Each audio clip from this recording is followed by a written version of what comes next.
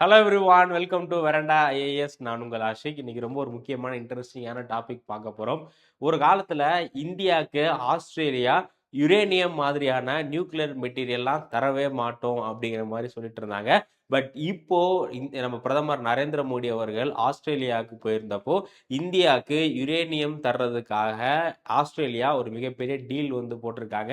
So இந்த இவ்வளோ பெரிய விஷயத்துக்கு பின்னாடி இருக்கக்கூடிய பேக்ரவுண்ட் என்ன அப்படிங்கிறத பற்றி அந்த வீடியோவில் பார்க்க போகிறோம். ஏன்னா இந்த யுரேனியம் அப்படிங்கிறது இந்தியாவுடைய nuclear power, nuclear energy generate பண்ணுற ப்ரோக்ராமுக்கு ரொம்ப ரொம்ப ரொம்ப முக்கியம். ஸோ அதை பற்றி அந்த வீடியோவில் பார்க்க போகிறோம். நம்ம எல்லாத்துக்குமே தெரியும், நம்ம பிரதமர் நரேந்திர மோடி அவர்கள் 3 நாடுகளுக்கு பயணம் வந்து மேற்கொண்டிருந்தாங்க. ஃபர்ஸ்ட் இந்தோனேஷியா, அதுக்கப்புறமா ஆஸ்திரேலியா, அதுக்கப்புறமா நியூசிலாந்து வந்து பயணம் போட்டிருந்தாங்க இல்லையா. ஸோ அப்போ ஆஸ்திரேலியாவில் போயிருக்கும்போது third India Australia annual summit வந்து நடந்துருந்துச்சு.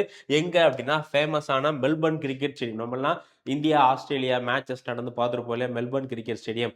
அந்த மெல்பர்ன் கிரிக்கெட் ஸ்டேடியத்தில் தான் இந்த third India Australia annual summit அப்படிங்கிற இந்த ஒரு மாநாடு நடந்திருந்தது. இதில் இந்தியாவும் ஆஸ்திரேலியாவும் எக்கச்சக்கமான அக்ரிமெண்ட் போட்டிருந்தாங்க.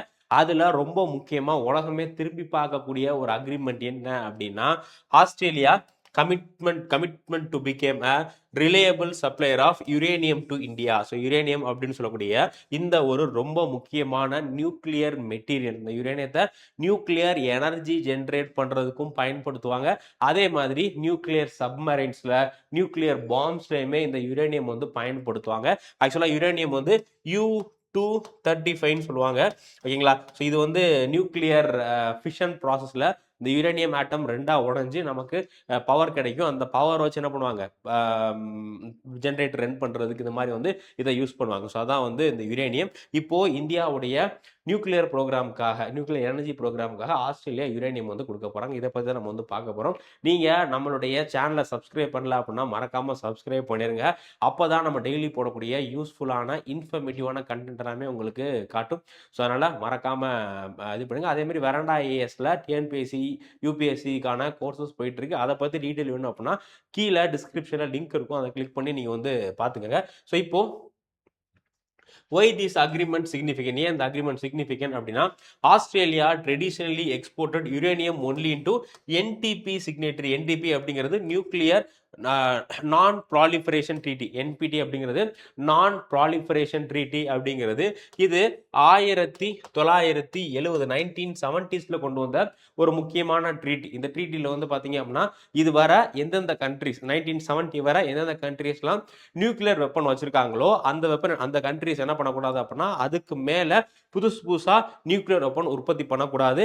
அதே மாதிரி அந்த எந்தெந்த கண்ட்ரிஸ்க்குலாம் 1970 நியூக்ளியர் வெப்பன் இல்லையோ அவங்க நியூக்ளியர் டெஸ்டிங்கோ இல்லை நியூக்ளியர் வெப்பனை டெவலப் பண்ணக்கூடாது அப்படிங்கிறதுக்காக போடப்பட்ட ஒரு முக்கியமான ட்ரீட்டி தான் என்பிடி, நியூக்ளியர் நான் ப்ராலிஃபரேஷன் ட்ரீட்டி அப்படிங்கிறது. ஸோ இந்த ட்ரீட்டி வந்து ரொம்ப பெரிய கண்ட்ரிஸ், யூஎஸ்ஏவா இருக்கட்டும், அதே மாதிரி சைனாவா இருக்கட்டும், அதுக்கப்புறமா ரஷ்யா, இந்த மாதிரி கண்ட்ரிஸ்க்கு அதிகமான பவர் கொடுக்குது. அதனால இந்தியா என்ன பண்ணல அப்படின்னா இந்த ட்ரீட்டியை அக்செப்ட் பண்ணல. இது இந்த ட்ரீட்டி வந்து ஈக்குவலா இல்லை, எல்லாத்துக்கும் நியூட்ரல் இல்லை அப்படிங்கிறதுக்காக இந்தியா இந்த ட்ரீட்டி அக்செப்ட் பண்ணல, நான் ப்ராலிஃபரேஷன் ட்ரீட்டியை. ஸோ அதனால இந்தியா வந்து என்பிடியில் சிக்னேட்டரி கிடையாது. ஸோ ஒரு காலத்தில் ரஷ்யா என்ன சொல்லிட்டு இருந்தாங்க அப்படின்னா, இந்தியா என்பிடியோட சிக்னேட்டரி இல்லாதனால நாங்கள் இந்தியாவுக்கு நியூக்ளியர் மெட்டீரியல் யுரேனியம்லாம் கொடுக்க மாட்டோம் அப்படிங்கிற மாதிரி சொல்லிட்டு இருந்தாங்க. So earlier Australia அப்போஸ்ட் civil nuclear cooperation with India. 2008 பார்த்தீங்க அப்படின்னா 2008 இந்தியாவும் அமெரிக்காவும் சேர்ந்து ஒரு சிவில் நியூக்ளியர் டீல் வந்து போட்டிருந்தாங்க. அதுக்கே ஆஸ்திரேலியா அப்போஸ்லாம் பண்ணியிருந்தாங்க. பட் அந்த அளவுக்கு இருந்த ஆஸ்திரேலியா பட் இப்போ பார்த்தீங்க அப்படின்னா இந்தியாவை ஒரு ட்ரஸ்டட் யுரேனியம் சப்ளையர், இந்தியாவுக்கான ஒரு ட்ரஸ்டட் யுரேனியம் சப்ளையராக மாறியிருக்காங்க. இது மூலியமா இந்தியாவுடைய civil nuclear program, military nuclear program கிடையாது, சிவில் நியூக்ளியர் ப்ரோக்ராம் அப்படின்னா இந்த யுரேனியத்தை நம்ம 2 விஷயத்துக்காக பயன்படுத்தலாம். ஒன்று நியூக்ளியர் பாம் தயாரிக்கிறதுக்கும் பயன்படுத்தலாம், நியூக்ளியர் எனர்ஜி, அதே மாதிரி மெடிசின்ஸ்க்காகவும் யுரேனியம் வந்து நம்ம பயன்படுத்தலாம். ஸோ இப்போ இந்த பீஸ்ஃபுல் பர்பஸ்க்காக நமக்கு இந்தியாவுக்கு கொடுக்குறாங்க, ஓகேங்களா.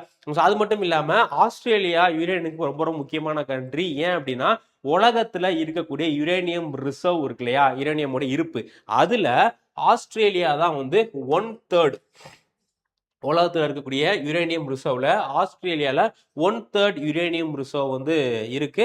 அது மட்டும் இல்லாம மித்த கண்ட்ரீஸ்ல ஒரு இப்போ இந்தியா மாதிரியான கண்ட்ரீஸ்ல யுரேனியம் கொஞ்சம் கொஞ்சம் இருக்கு. பட் இந்தியாவில் இருக்கக்கூடிய யுரேனியமுக்கும் ஆஸ்திரேலியாவில் இருக்கக்கூடிய யுரேனியமுக்கும் என்ன ஒரு வித்தியாசம் அப்படின்னா, ஆஸ்திரேலியாவில் கிடைக்கக்கூடிய யுரேனியம் அப்படிங்கிறது ரொம்ப பியூரஸ்ட் ஃபார்ம் ஆஃப் யுரேனியம். அதுல வேஸ்ட் பொருட்கள் எதுவுமே இருக்காது. பியூர் யுரேனியம் ரொம்ப இருக்கும். பட் இந்தியாவில் யுரேனியம் இருக்கு. அதை நம்ம ப்ராசஸ் பண்ணி அந்த பியூரான யுரேனியத்தை எக்ஸ்ட்ராக்ட் பண்றது ரொம்ப ரொம்ப டிஃபிகல்ட் ப்ராசஸ். நிறைய வேஸ்ட்லாம் வரும். ஸோ அதனால ஆஸ்திரேலியாவில் கிடைக்கக்கூடிய யுரேனியம் அப்படிங்கிறது ஹை கிரேட் யுரேனியம், ரொம்ப குவாலிட்டியானது. ஸோ அதனால அதை பிரிச்சு எடுக்கிறதுக்கான எக்ஸ்ட்ராக்ஷன் காஸ்ட்டும் ரொம்ப கம்மியாக தான் வரும். அதனால அந்த வேஸ்ட்லாம் அதிகமாக ஜென்ரேட் ஆகாது.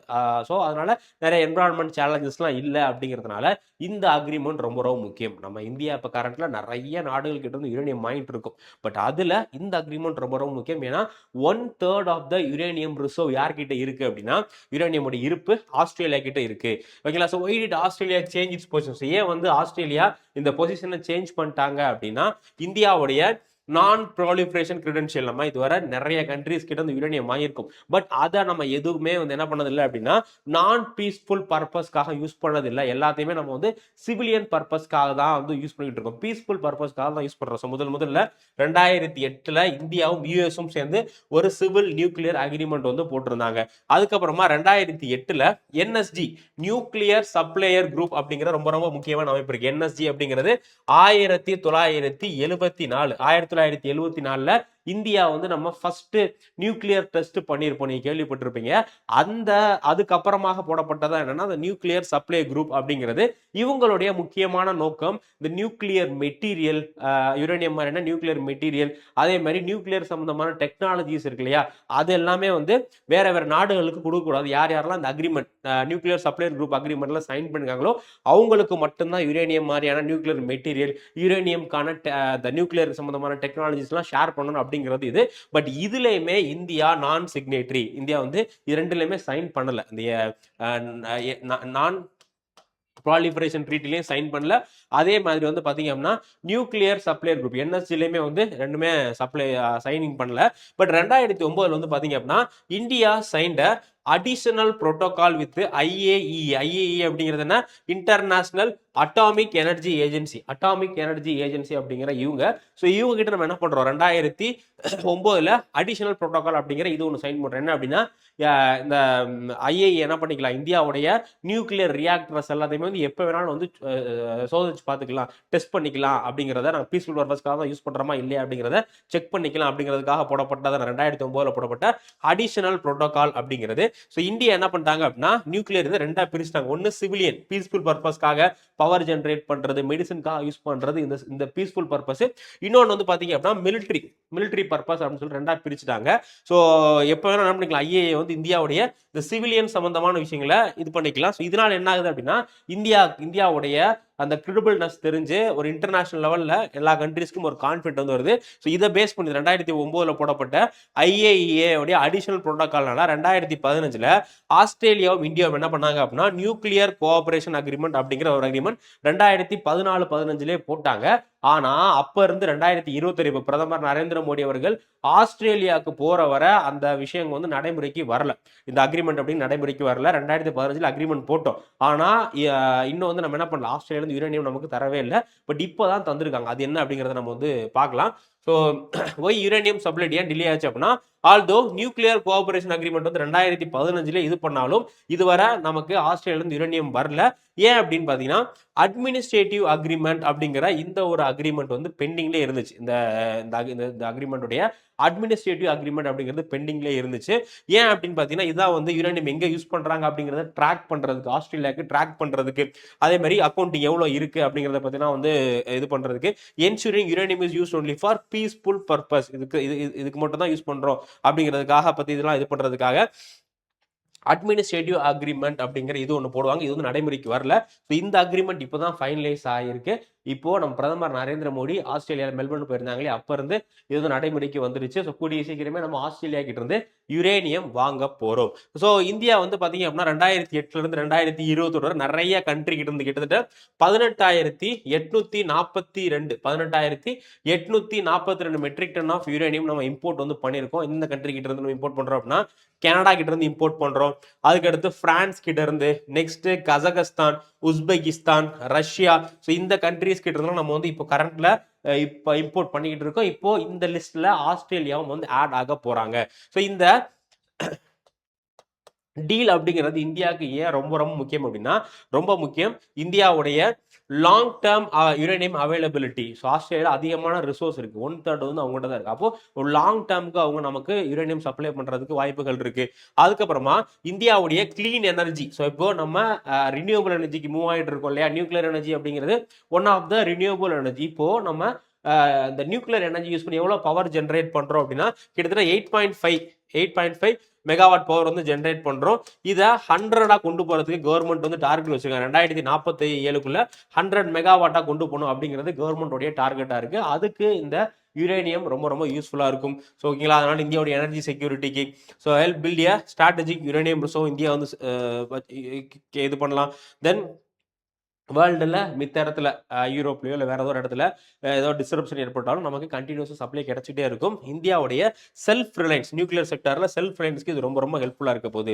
ஸோ அதனால இந்த அக்ரிமெண்ட் அப்படிங்கிறது எல்லா ஆஸ்பெக்ட்லயுமே ரொம்ப ரொம்ப முக்கியம். ஸோ ஒரு காலத்துல இந்தியாவுக்கு தரவே மாட்டோம் அப்படின்னு சொல்லிட்டு இருந்த நாடு இப்போ இந்தியாவுக்கு தைரியமா, ஏன்னா இந்தியா வந்து நியூக்ளியர் எனர்ஜியை, நியூக்ளியர் சம்பந்தமான விஷயங்களை, யுரேனியமா பீஸ்ஃபுல்லா தான் யூஸ் பண்ணுவாங்க அப்படின்னு சொல்லிட்டு ஆஸ்திரேலியா நமக்கு வந்து கொடுத்துட்டாங்க. இது ஒரு மிகப்பெரிய விஷயம். ஏன்னா இந்தியா 2 முக்கியமான நியூக்ளியர் சம்பந்தமான அக்ரிமெண்ட் என்எஸ்ஜிலையும் சைன் பண்ணல, அதே மாதிரி என்பிடிலையும் சைன் பண்ணல. ஸோ இது இந்தியாவுடைய முழுக்க முழுக்க ஒரு இந்தியா வந்து பீஸ் லவிங் கண்ட்ரி அப்படிங்கிறதுக்காக இது வந்து கொடுத்துருக்காங்க. இதை பத்தி நீங்க என்ன நினைக்கிறீங்க அப்படிங்கிறத மறக்காம கமெண்ட் செக்ஷன் சொல்லுங்க. நம்ம சேனலை சப்ஸ்கிரைப் பண்ணல அப்படின்னா சப்ஸ்கிரைப் பண்ணிக்கோங்க. நம்ம நீங்க சப்ஸ்கிரைப் பண்ணாதான் நம்ம சேனல்ல போடக்கூடிய யூஸ்ஃபுல்லான இன்ஃபர்மேட்டிவான வீடியோஸ் எல்லாமே உங்களுக்கு நோட்டிஃபிகேஷன்ல காட்டும். ஸோ நல்லா சப்ஸ்கிரைப் பண்ணிருங்க. நாளைக்கு நம்ம வேற டாபிக்கோட மீட் பண்ணலாம். Thank you guys, thank you. Veranda IAS, where your dream becomes reality.